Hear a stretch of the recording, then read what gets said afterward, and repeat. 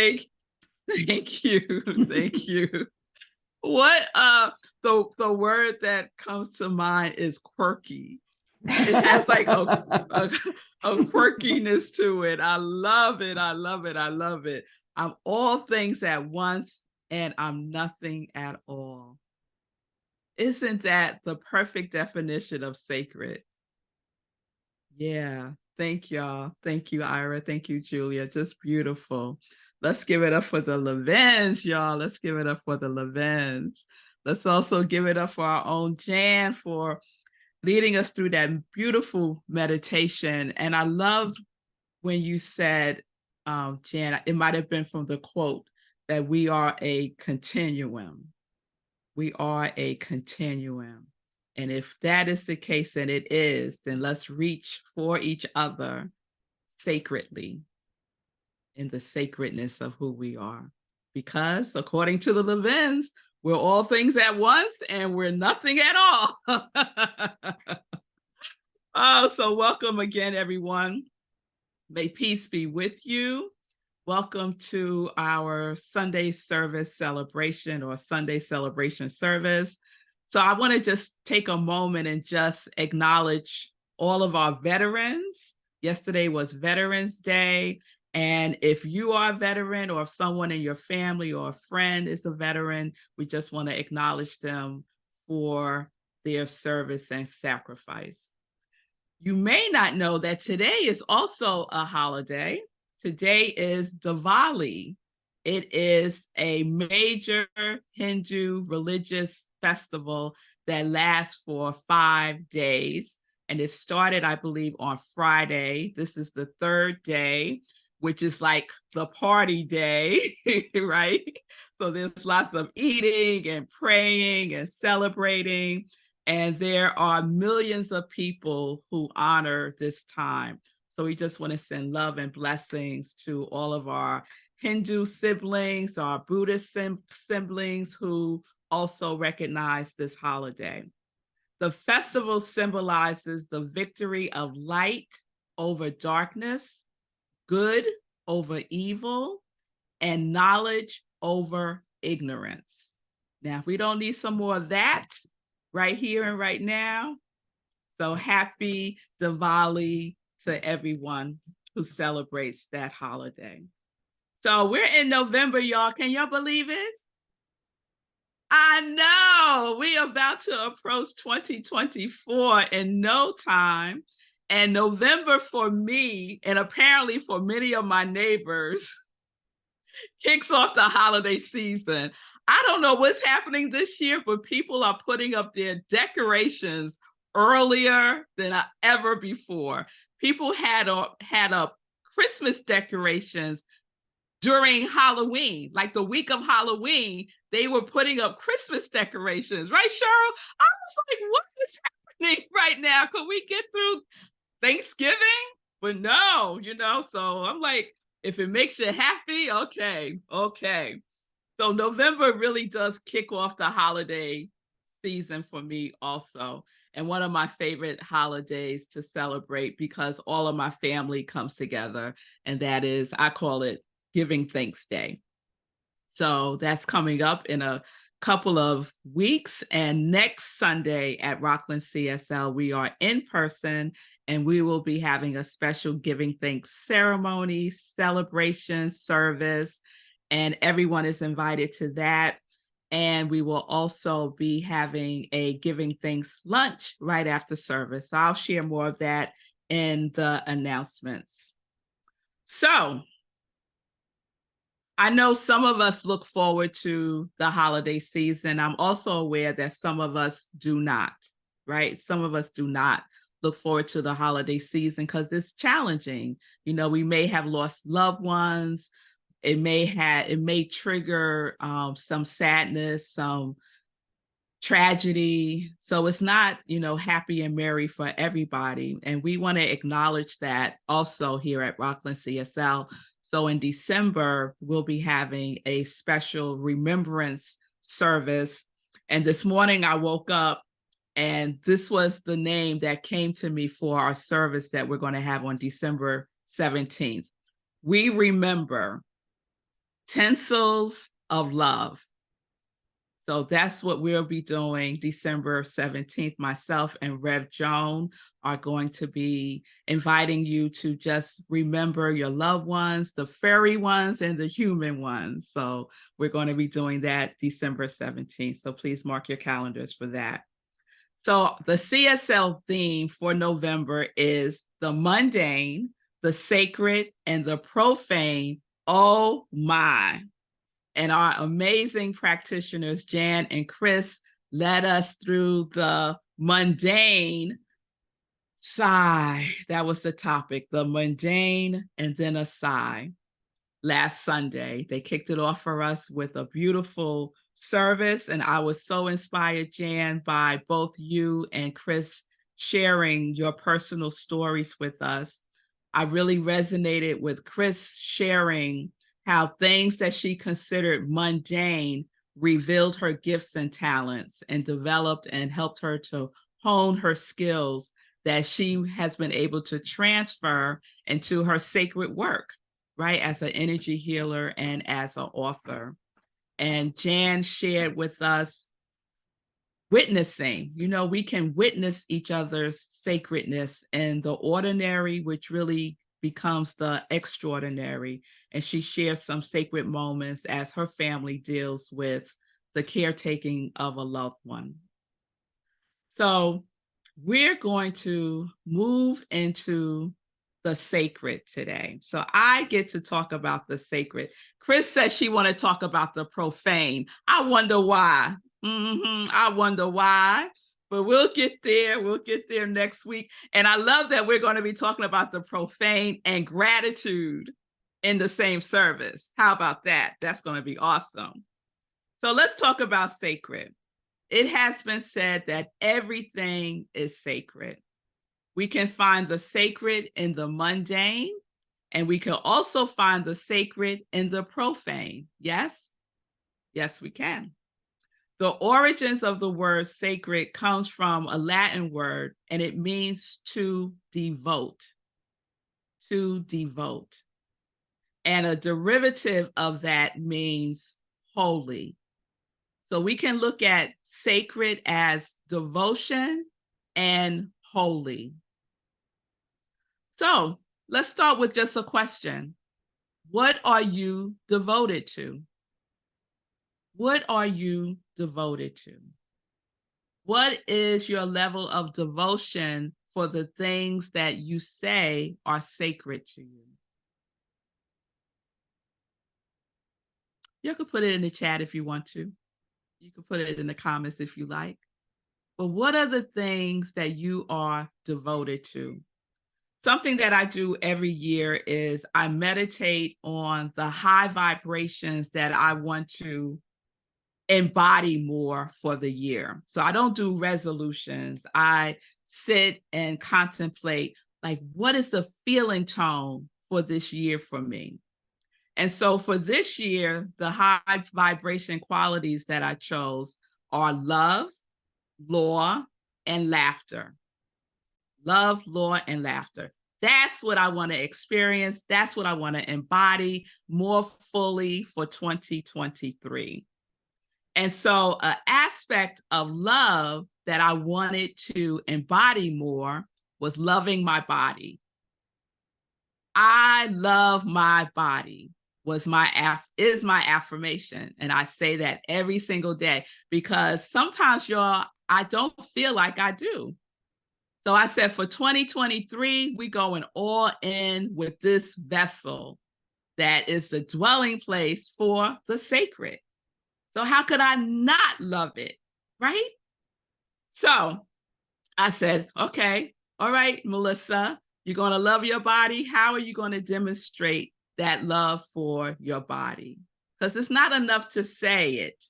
We also have to be it and do it. Yes? So I made a commitment, and those commitments that I made were pretty mundane things. And I think we could all relate to it. So I love my body. What can I do about that? I can exercise. I could eat right.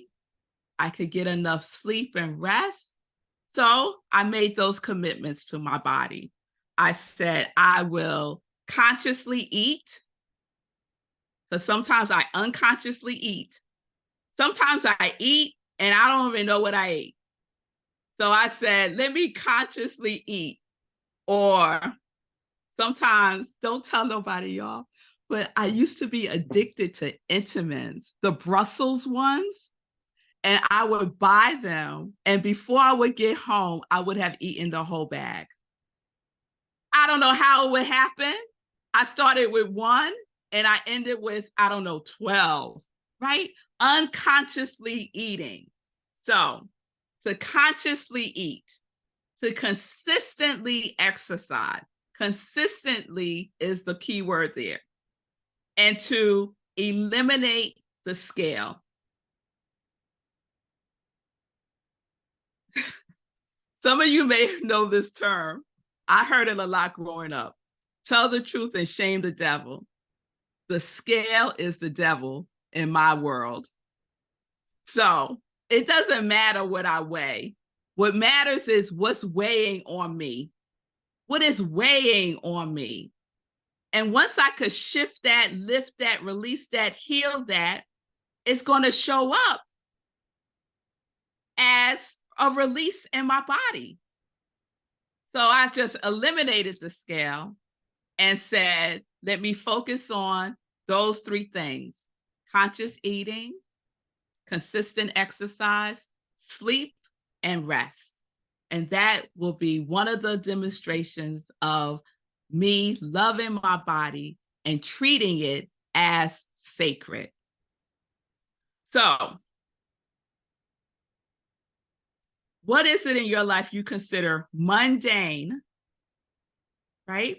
Just ordinary stuff that you can start to relate to as sacred? Think about that.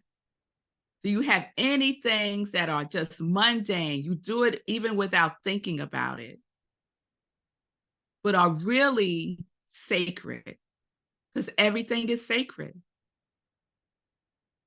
You got something? Okay. All right. So I want to dig in a little bit with the consistent exercise, because I think that's a pretty common one that people make, especially at the beginning of the year.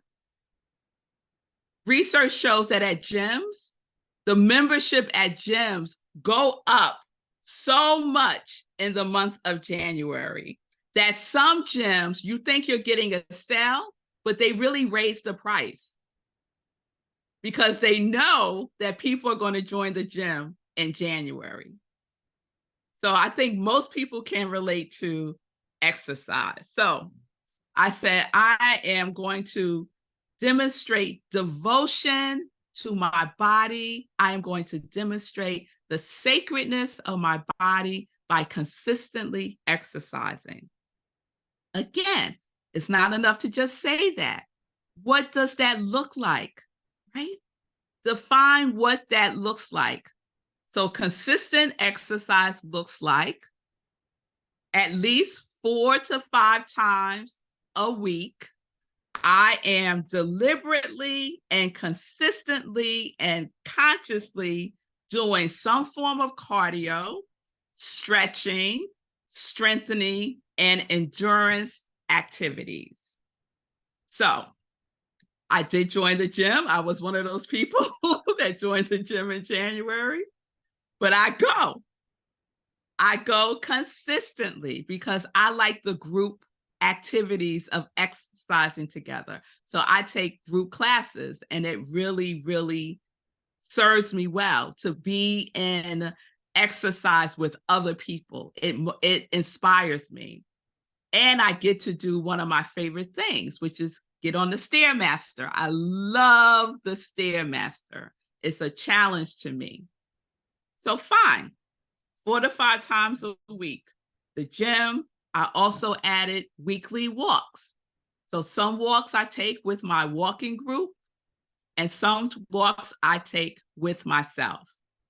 So I get fed with some company with my walking group, and I get fed with the introverted part of me that really likes my own company and likes to be out in nature.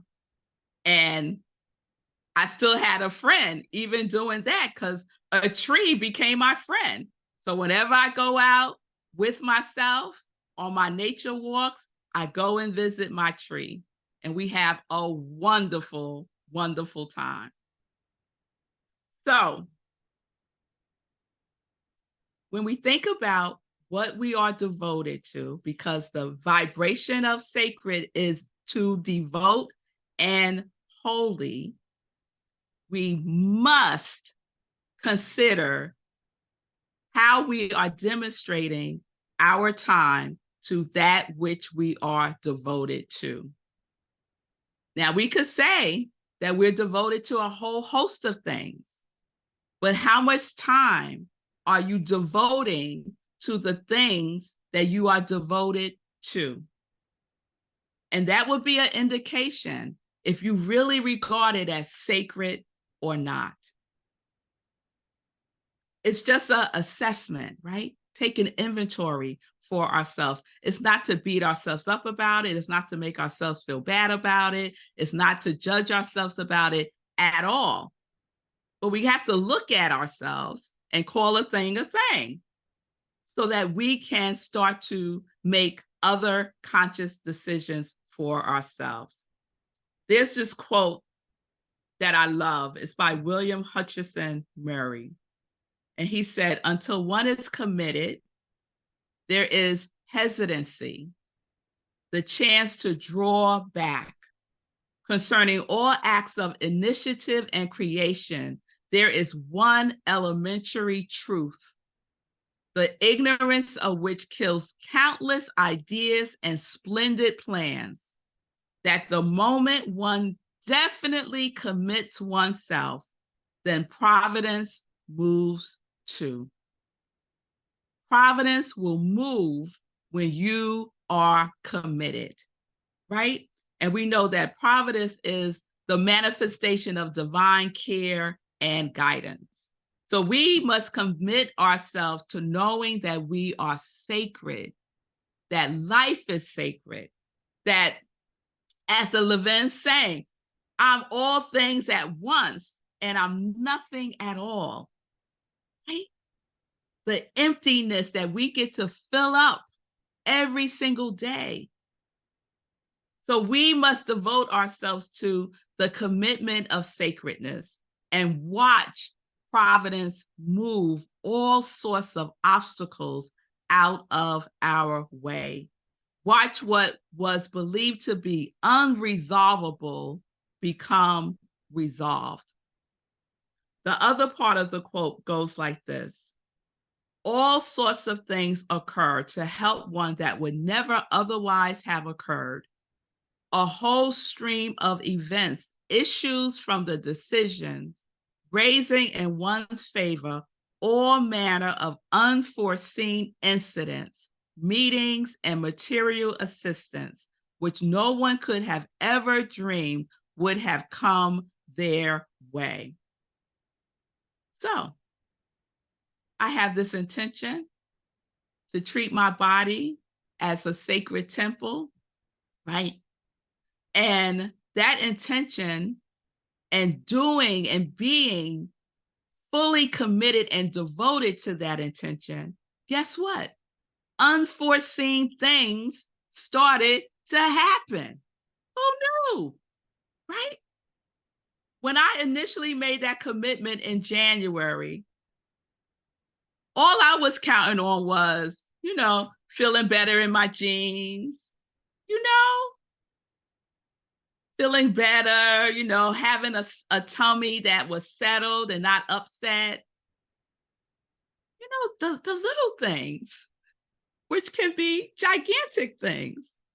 But then unforeseen things happen. Things that I certainly never dreamed would occur. So some of you know this because I've shared it with many of you in different pockets of being with each other over this last week. So did you know that you can participate in the New York City Marathon virtually. Who knew that? Folks didn't know that. So since COVID, the New York City Marathon has made it available for people to participate virtually. So wherever you are, if you do 26.2 miles, you would have completed the New York City Marathon. And they will send you a medal, right? You sign up for it, you track your miles on the Strava app. So this is what I did with my walking group last weekend. I had no intention, January of 2023, or ever in my life, to participate in anybody's marathon. It was not one of my things. I know many people have that thing. You know, they want to do a marathon. It was not mine. No, thank you. But yet, this unforeseen thing happened because I was feeling so good in my body and I had the support around me. So I said, okay, I'm going to do this, right? And when we surround ourselves with people who are supportive of the things that we are devoted to, there is no stopping us. And this is one of the things that I love about our community at Rockland CSL. Because when I decided to do this, I had no idea how I would feel come Sunday, because I did it on a Saturday. So I was like, will I be able to move on Sunday? And we have in-person service. I don't know what's going to happen. I reached out to Chris and to Jan and I said, would you do the service on Sunday? And without hesitation, they said, yes, we got you. Now, I woke up Sunday morning feeling pretty good, I have to say. The only thing that bothered me was the toe next to my big toe. What's that? The toe next to my big toe was like sore, but that was it. That was it. And I was a little tired, right? But pretty good for having done her first marathon. So I rested up knowing that service was taken care of with Chris and Jan, and I was able to go into the city and cheer on my soul brother, Sekou Rice, because he was running his second marathon. And those of you who don't know, he ran his first marathon last year, 4 months after having a massive stroke that most people die from. So he's running his second one. So I wanted to be there to cheer him on. So I'm there in Harlem waiting for him to come so that I could cheer him on. And I waited and I waited and I waited, and now it's dark. And I'm like, where is Sekou? So to make this story short, because it's a marathon of a story, here he comes. It's like 7 o'clock at night. It's dark. A lot of people have already gone across the finish line. You see a splatter of people here, there, right? And I'm cheering him on when I see him come along 124th Street in Harlem. And he is tired, y'all. He is exhausted. So I just start walking with him, not knowing something unforeseen was going to happen. And the unforeseen thing that happened is I wind up walking with him all the way to the finish line. And we do this for people that we love. We are so devoted to them. We are so devoted to supporting them that unforeseen things energize us. Providence moves the mountains and the molehills, y'all. And we walked to the finish line, and he completed his second marathon. And I got to have that experience with him. Why? Well, initially, why? Because I love my body. I love my body. And I had conditioned my body throughout this whole year by being committed to exercising 4 to 5 times a week consistently.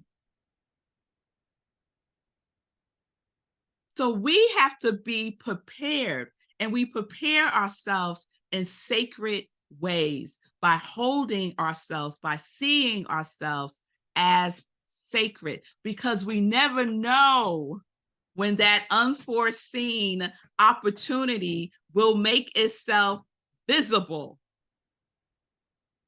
It will make itself visible through us, through this physical vessel. And so the question is, will you be ready? And I have to be honest. If you keep doing what you've been doing and it hasn't been working and you keep doing it, guess what? You're not going to be ready. So we must do something different. We must see ourselves and be devoted to ourselves and to each other. That's what we get to do. Chris and Jan supported my intention unknowingly. They supported my intention of loving my body by saying, yes, we got you. And I could just let go of last week's service. This is what we get to do in community, in sacred community with each other. So that excites me so much. That excites me. So what are you devoted to?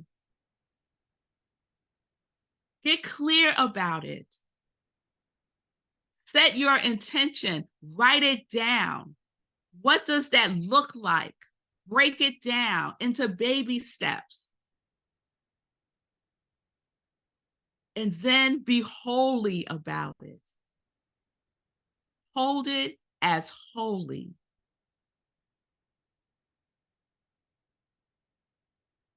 So I want to share in closing 6 practices of sacred support that you can do today.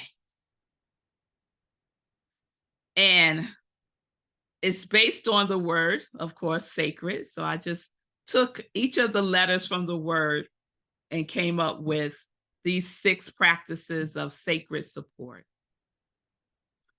S, sprinkle some sacred on it.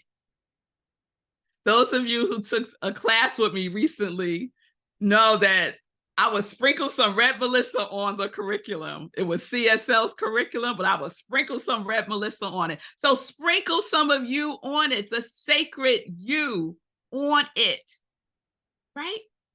And I actually do this every time I say it. I go, I want to sprinkle some, right? Because it's like that mind-body connection. That energy gets flowing. If you go like this, you can't help but feel good. So sprinkle some sacred on it. Yes, bless everything as sacred. The other day, I'm going to tell you this real quick. The other day, I ran into someone I hadn't seen in a long time in the supermarket, not in the supermarket, in Target. And Target is a sacred place for me. Like, don't mess with me when I'm in Target, like, right? And so I ran into this person I hadn't seen in years. And immediately she just started dumping on me all this negativity, like all this stuff. And I was like, ew, like what is, and I was like, I got up closer to her and I went over her head and I went like this. And she was like, what are you doing? I said, girl, I'm sprinkling some joy on you. You need some joy. Let me just sprinkle some joy on you. She was like, you are crazy. I said, yes, yes. And she laughed, right? And then I quickly left. So sprinkle some sacred on it. That's S. A, it's a sound, and that sound is ah. Take a deep breath. And when you exhale, let out ah. And when you do it deeply, you could feel the vibration in your body. You could feel it. Breathe. It slows down everything when we take conscious breath. So let out an audible ah. That's A. C. Now you might be surprised by C. C is cry. Yep. A good old cry. A good cry creates space within us. A good cry, research has shown this, that crying releases the good chemicals in our bodies, the endorphins. A good cry. Sometimes I have a good cry, the next thing I know, I'm laughing, right? So C is cry. Let it out. Get it out of your body. R, reality with a capital R. Give yourself a reality check. So I remember the Memorex commercial. Do y'all remember okay, I am truly aging myself right now, but do y'all remember the Memorex commercial? Yeah, I see some of y'all shaking your head. I looked it up. Y'all, that was 35 years ago. It's mortifying to find that out. But those of you who are younger and don't know what I'm talking about, Memorex was a brand of cassette tapes, right? And they had a commercial where you would hear Ella Fitzgerald singing this really, really high pitch tone, right? She would like really high, and it would be so high that it would break glass. And then the tagline was, is it real or is it Memorex, right? So ask yourself that, is this real or is this Memorex? Is this some memory from the past that I need to let go of? Is this some memory that I'm just making up right now that's not based on anything? Give yourself a reality check. We are so good at making up stuff, including our memories. A lot of things we remember never happened. So give yourself a reality check with a capital R. And then E, my favorite word, enthusiasm. Have enthusiasm for your life. Embedded and sacred is enthusiasm, because enthusiasm means to be possessed by God. So let's walk around possessed by God, possessed by love. How about that? So E, enthusiasm. And then D, of course, is devotion. Have an attitude of devotion about your transformation. You know what you are truly devoted to by what you decide to spend your time on. That is what you are devoted to. If you spend 8 hours a day watching Netflix, guess what? You're devoted to Netflix. No shade about it. But give yourself a reality check. What am I devoted to? Is it time to reassess, to let some people, places, and things go so that you can create more holy moments? That is your life. So let's make sure our devotion rate is high, a high devotion rate, and surround yourself with people on that same frequency, a high devotion rate of sacred. Yes? So there you have it. Your 6 practices for sacred support. Yes, yes, Ira. Sprinkle some sacred on it. Cry, reality check, enthusiasm, and devotion. That's what we get to do. That's how we continue on this path that we call life. That's how we reach for the sacredness. That's how all things are. That's how we are all things at once and nothing at all. By what we are devoted to. Being in this world that needs more people to show up, devoted to love, devoted to peace, devoted to oneness. Peace and blessings.